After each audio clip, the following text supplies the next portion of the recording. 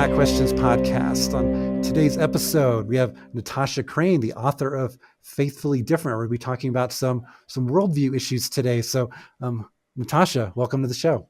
Thank you so much. It's great to talk to you. So, first question for you, I'll start off with the softball. So, what led you to write Faithfully Different?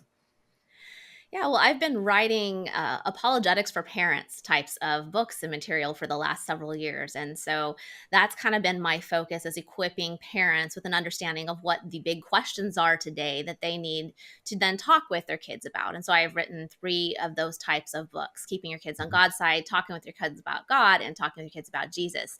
But in the summer of 2020, when we had all this social unrest that was going on, I wrote a blog post called 5 Ways That Christians Are Getting Swept into a Secular Worldview in This Cultural Moment. And really, it was kind of like my first major non-parenting post, because I had stayed so specifically within that lane. And to my surprise, it went viral, and it was liked and shared over 277,000 times. And I received emails and comments for weeks from people who were saying, please write more like this, because this is exactly what we need right now. We need this biblical clarity in the time of where people are just getting sucked into secular ideas. And so I started writing more posts about the situation that was going on, and all of them ended up getting shared tens of thousands of times. And so I realized there's really this need to help Christians think more clearly from a biblical perspective about secularism. And that's really what Faithfully Different is about. And the subtitle is Regaining Biblical Clarity in a Secular Culture. So what would you say it means that our world is becoming more secular? We throw out the term secular all the time. I think most people understand it means non-Christian or non-religious, but specifically, what do you mean when you say, in your experience and your observation, that the world is becoming more secular? Yeah, that's a really, really important place to start. So that's a good question, because secular does have a lot of different meanings, and people will use it in different ways in different contexts. So starting with just the most common way people use it, people think of it in terms of a political structure, right? Secular means that there's no authority of a given religion or God in public life. So the US was actually the first country to explicitly establish this kind of governmental structures. So there's no authority of that religion in a given public life for the country. And so we can also use that to describe an individual's view of reality. So if an individual also does not defer to the authority of a particular religion or God in their own personal life, then we could say that that is a secular perspective. So what's interesting is that you could have millions of people who have quite different beliefs about the nature of reality and what kind of God there may or may not be and what that means for us today. But functionally, their beliefs are similar in that they're reverting to the authority of the self. And I think this is what is so important for Christians to understand, is that when you take away the authority of God or any particular religion, you're not left with no authority at all. You're left with the authority of the self. And so that is, the way that I say this in Faithfully Different, is that is the tie that functionally binds the worldviews of millions of people. It's the authority of the self rather than the authority of any particular religion or God. Mm-hmm. So when you, a lot of people use the term worldview, like a Christian worldview versus an atheist worldview or a secular worldview. One thing in my experience is that people who take a atheistic or entirely secular worldview is that they don't really follow it to its end. They don't follow that worldview to its logical conclusions, because if you really go that far, I'm firmly convinced you will find it completely empty. There's no meaning of life. There's no reason to live. There's no reason to really do anything. And so they don't really live in light of their worldview. Do you find that to be the case as well?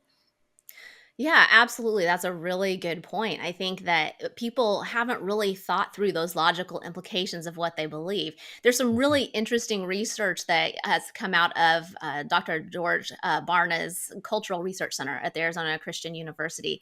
And he's basically found that when you do research with people, and not just with Christians, but with all Americans, and you survey them about their beliefs and their behaviors, and then you categorize them, or at least try to categorize them based on their worldviews, a full 88% of people have a worldview that is not internally consistent. It's not Mhm. coherent within itself. And he calls this syncretism, where people are basically just picking up pieces here and there and everywhere and saying, well, I believe this and I believe this and this, without ever having any kind of understanding of whether those pieces make sense together. So they're not thinking about the logical implications of what they believe. And you're right, for a lot of people, if you really get down to what it is they believe, that would lead to some very bleak implications. So, for example, for the atheist who doesn't believe that there's anything beyond the natural world, that there's no God, that we're just physical stuff, if you follow that to its natural conclusions, then you're going to realize there's no objective meaning of life. There is no basis for believing that objective right or wrong actually Mhm. exists to be able to say that anyone is acting in a moral way, that anything's objectively good or bad. There's no purpose to our lives, objectively at least, and we have no inherent human value. So people love to talk about justice and equality and all these things today, but there's no objective basis for any of those things if there is no God, if there is no objective truth beyond this natural world. So a lot of people don't stop to think about these things.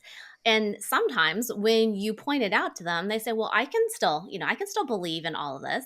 But at the same time, that's not internally consistent. And so that is a challenge. And people, we don't train kids to think well about worldview in school, certainly not in public school. That's only one, a very secular worldview that's being pushed down. Churches overwhelmingly are not training people in worldview thinking, and parents many times are not equipped with an understanding of how to teach their kids about worldview thinking.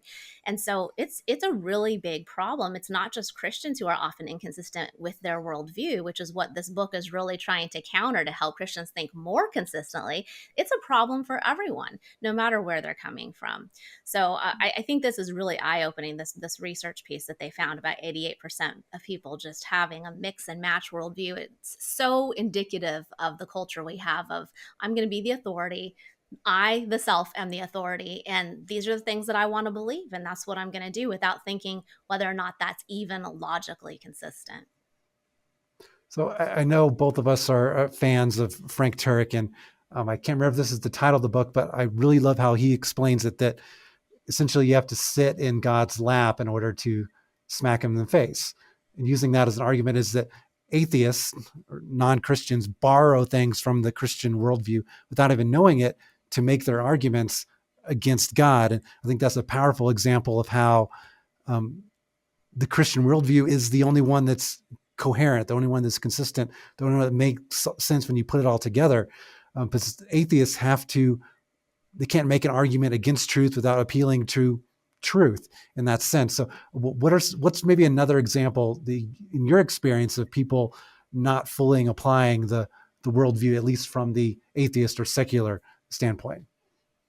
Yeah, I think the book you're referring to is Stealing from God, if anyone wants Yes. to look Thank that up. you. Thank Yeah, you. it's a really excellent book. I love that. And he makes the point so well in that about all these different things. Well, I think that the two that I mentioned a little while ago about human equality and justice, right now, these are such hot topics. Mhm. Everyone kind of says we have to find justice. And it's this term that just gets thrown out all the time. But how do you define justice? This is a hugely important concept, and not just in a general kind of secular sense, like let's just really, pin down this meaning of justice, but really in a big picture sense of, well, do you have any objective basis for defining what is just or unjust? That's a really important question, because if God Mhm. doesn't exist, if there isn't this ultimate creator who is the objective standard of justice, then justice is simply a matter of every person's opinion. There's no objective basis for me to say that one thing is just and for you to say that it's not just. It's just that's my opinion. It's a personal preference. But yet, when people talk about justice today and they're advocating for justice, it's not ever talked about in that way. It's never, yeah, well, this is my opinion about justice, and I hope you'll agree with me. It's, this is what justice means, and you have to agree with me about this version of justice, as if they're the objective standard of it. And so you see just so much confusion on that point alone. People think and they want justice, but they don't stop to think about what or who is the objective standard for that. And I think closely related to that is the whole idea of human equality. Of course, everyone has this intuitive sense that humans are inherently valuable and that they're equal in value, but that comes from the sense that God has given us as humans. It doesn't come from the worldview that many people hold, because ultimately, if we're just physical stuff, if we're nothing more than that, we're no more valuable than our physical components. We're just dust, and that's all we are. The only thing that makes us inherently valuable as human beings is if we have a creator who has imbued each of us with that value, such that we can say, no matter your capabilities, no matter your size, no matter anything about you, you are equally valuable because you're a human being.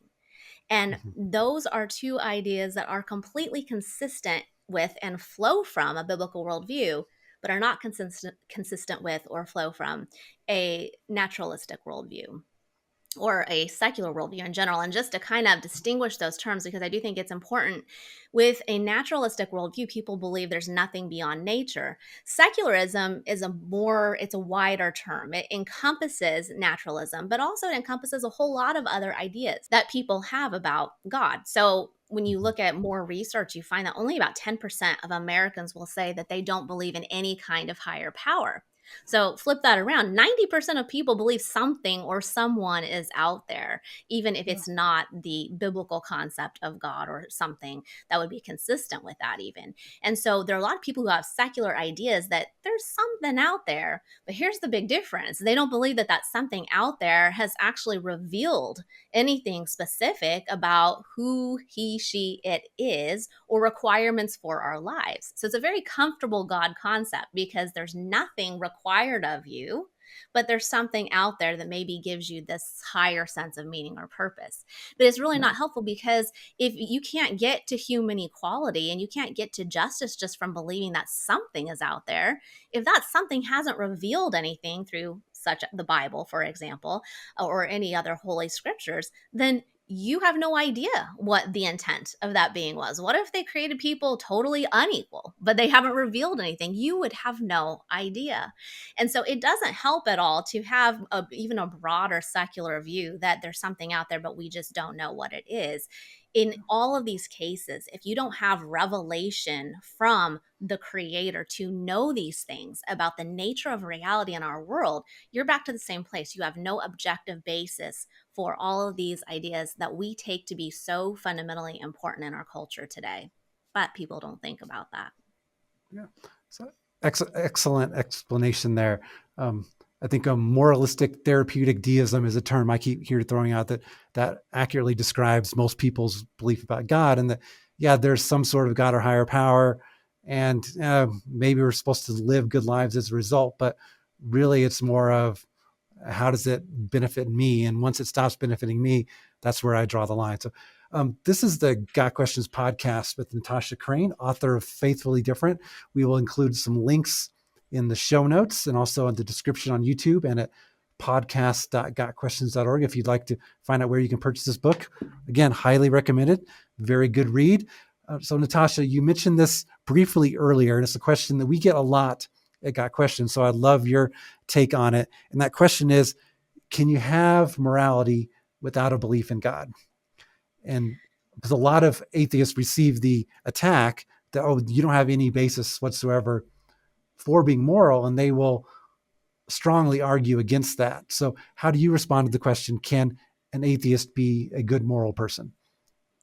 Yeah, that's a great question. It's something that people are often very confused about, both Christians and non believers, I have to say, because sometimes Mm-hmm. Christians say, oh, yeah, you can't be moral without God. Well, that's not quite right. So we have to kind of break down what we mean here. The question is, can you have any objective basis for defining what's right or wrong, good or bad, if God doesn't exist? So it's really about the existence of God that makes a difference, and not whether or not someone believes in God.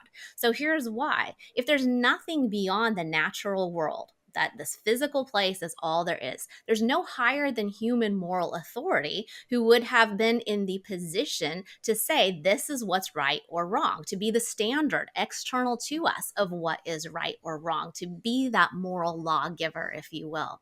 There would be nothing or no one in that position. So all of us as human beings would be on an equal playing field in terms of what we think is good or bad. And so it would just be a matter of opinion. If I think more that murder, for example, is a good thing, there's nothing that you could appeal to say, no, it's bad. Because to what external standard or moral authority would you be appealing? It would just be me versus you. But the difference is, if there is this creator God who is his character is the standard of morality, and he is the moral lawgiver, then yes, there is an objective basis outside of our own subjective preferences and opinions for things truly being right or wrong for all people, regardless of our personal opinion. So with those two pieces in play here, now we can go back to the question, well, if God exists, then can atheists be moral? Yes, absolutely. Absolutely. An atheist can act in a moral way that's consistent with what's right versus wrong from God's perspective. They don't have to believe in God in order for that morality to exist, because God exists. Morality is found because God exists, not because the atheist believes or doesn't believe. And we know from the Bible, from the book of Romans, that God has given all of us this moral conscience, that we have the law written on our hearts, so we know what's right or wrong, whether or not we want to acknowledge the source of that compass or not. So atheists absolutely can behave in ways that are moral and consistent with what God wants in terms of your everyday behavior. It doesn't necessarily mean that they believe that God exists. So it's a difficult concept, and it's hard to kind of get our minds around. And I know, like I said, that a lot of Christians kind of get this wrong too, and they say that, well, atheists, they're not moral people. They can't do these good things, but that's not right. That misunderstands the argument. And then if God doesn't exist, if atheists were right, then there is no objective basis for morality. And consistent atheist philosophers will acknowledge that. I always like to point that out, because sometimes people think, oh, we're just being hard on the atheists. We're saying something that they would disagree with. Sure, there are atheists who would disagree with that, who maybe haven't taken out their beliefs to the logical implications like we were talking about earlier. But you have many atheist philosophers, people who have really thought deeply about these things, who will acknowledge that, yes, this is true, that we are in a universe of pure moral relativism because there is no objective basis for right or wrong.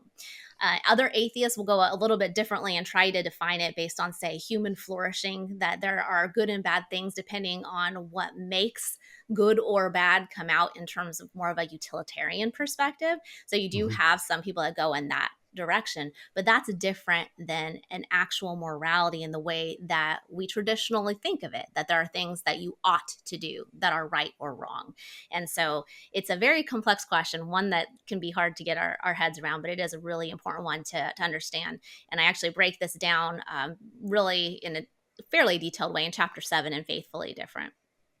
It's excellent. No, that was one of the sections of the book that I really enjoyed. So I wanted to poke you a little on just to see if you could explain it as well in person as you do in the book. But again, highly recommend the book.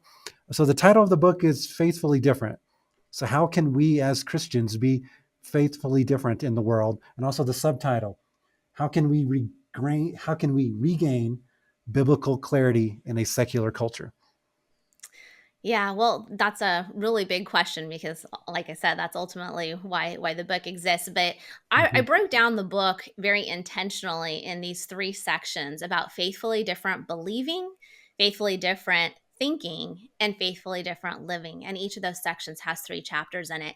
And I really think that those 3 prongs are a helpful way of considering what it does look like to regain biblical clarity in our culture. You have to start with faithfully different believing. In other words, believing what the Bible tells us is true about reality. That's the starting point. We have a lot of people today, a lot of people who self-identify as Christians, but don't have a biblical worldview, meaning they don't accept core truths as taught in the Bible. And I talk about that especially in chapter 5 with the whole progressive Christian movement, for example. So, a little bit more research here. If you go out and you ask people, which the Pew Forum is widely known for doing, about how they identify in terms of their religious beliefs, you find that about 65% of Americans say that they are a Christian today. But if you actually dig into what they believe and you ask them these kind of worldview questions, as George Barna has done through Arizona Christian University, who I referenced earlier, they find that only about 6% of Americans have what would be considered a functioning biblical worldview, having beliefs that are consistent with what the Bible teaches, and then behaviors and how they live accordingly. So you're talking about 65% saying, yes, I'm a Christian, versus 6% that actually are believing and living according to the Bible. That's a huge gap. So if we're going to be faithfully different in believing, we better start with our view of the Bible, that it's the inspired and authoritative word of God, and make sure that our beliefs actually line up with what the Bible teaches. So that's the first part, is just believing the right things. And there are right things, because if God himself, if this is his word, then we should believe what he has told us, because he's the author of reality. So that is our starting point. But then our beliefs have to shape how we think about things. And I think that's really, when I did that viral blog post a couple of summers ago now, I think that was really the heart of it, was, okay, if you're a Christian and you're letting the Bible inform all of your worldview, how you see everything, that's got to change how you think about things. So how do we apply what the Bible tells us to think well about the things that are happening in culture right now? And so that's kind of the next step, is learning how to transform our thinking and apply it in our current cultural moment. And that's the chapter you're talking about morality, and how does that relate to, atheistic worldview, secular worldview versus Christian worldview. Those are all different subjects in that section, where I'm talking about, let's transition from believing to how we think about things. And then finally, how we live. So clarity of belief has to shape clarity of thinking, and then clarity of thinking has to shape clarity of living. We have to actually live out our faith. We don't want to have a dead faith where there is nothing that we produce as the good fruit and the light for the world around us. We are called to be salt and light, and we have to be able to do that. So as much as I talk about secular justice and how it fails compared to biblical justice, which I started writing about in that summer, I carried that through into this book in that section. We are called to justice as Christians. And I think some of us who are concerned about all the secular versions of justice that are out there, we kind of get jumpy when anyone says justice, and we think that, oh, they're ultimately talking about something, that's not consistent with the Bible. But we should embrace this whole idea of justice, right? We are called to this when defined well based on the Bible. And so we want to be bearers of justice in the world. We want to fight for those who are truly oppressed, for the poor, and for the marginalized. So we want to be living out our faith. So that's just kind of a brief description of where I go with the book. But it is those three prongs, I think, that will help us to regain clarity, both for our own relationship with the Lord, and also to be salt and light to everyone around us. Amen. Excellent. Thank you. So just to give maybe our listeners who may not be familiar with the ministry that God's called you, so tell them a little bit you mentioned before that your ministry has primarily been to families and teaching a biblical worldview in that sense, until more recently he's been leading you in a very closely related but slightly different direction. So what's the ministry that God's given you? In general? Well, that's an interesting question. I don't know how I summarize that super succinctly, other than saying that I really enjoy equipping Christians to think more clearly about a biblical worldview in secular culture. So that includes parents, who I've written for before. It includes others, the general church audience now that I'm kind of branching out to speak to. And I think ultimately, whether it's apologetics specifically to a specific parenting audience, or if it's worldview to a broader audience, which is my current book, I think that line kind of summarizes it all, that I want to equip Christians to think more clearly today, and to really just get people thinking more deeply about what they believe, why they believe it, and how to apply it. It's fantastic. So a similar vision to what we do at Got Questions, and seeking to help people, any questions about the Bible, anything spiritually related, we want them to be able to find the biblically based answer. And often that results in questions related to worldview, related to apologetics. So our ministries have a lot in common. It's an exciting thing to be a part of. I'm sure you would agree, because it's such a challenge right now. There's so many people who do not have a consistent worldview. So being able to speak the truth and love into some of those situations is crucially important. And also, it's amazing, praise God, to see the impact that has when the light bulbs start to go on. So this has been the Got Questions podcast with Natasha Crain, author of Faithfully Different. And again, we'll include some links in the show notes and on the description field on YouTube, and also at podcast.gotquestions.org, where you can find out how to purchase the book and learn more about Natasha and her ministry. So Natasha, thank you for being on the show today. Thanks so much for having me. This is the Got Questions podcast. Got questions? The Bible has answers, and we'll help you find them.